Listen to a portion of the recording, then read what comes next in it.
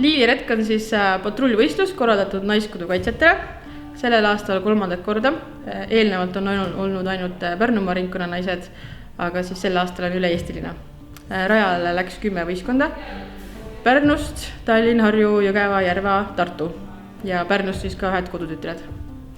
Ja rajal tuleb läbida kontrollpunkte, kus on erinevad ülesanded, elulised ja siis sellised metsatarkused.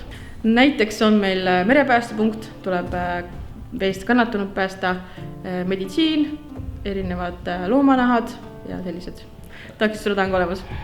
Lõpujooks ja selline tüüpilised harjutused.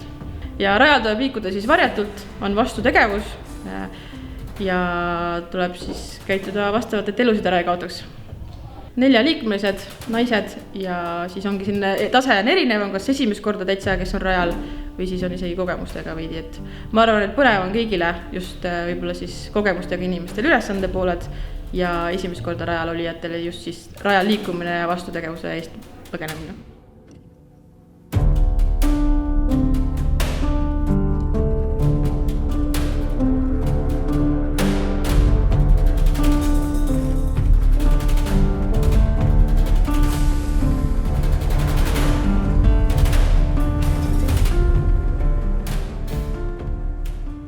Just see, et see ongi mõeldud rohkem algajatele, et see ei ole koormusmatk ja see kooruski sellest välja, et kuna meie ringkondad on ju väga palju uusi liikmeid siin 3 aastat tagasi.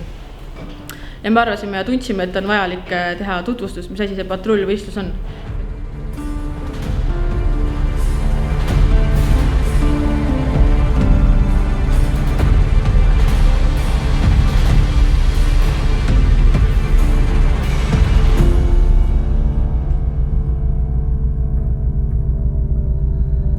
Igal aastal seda sisu veidi muutnud, et mis graafiku järgi nad peavad punktides olema ja liikuma, et nad saaksid siis katsetada erinevaid variante, et milline see võistlus võib olla.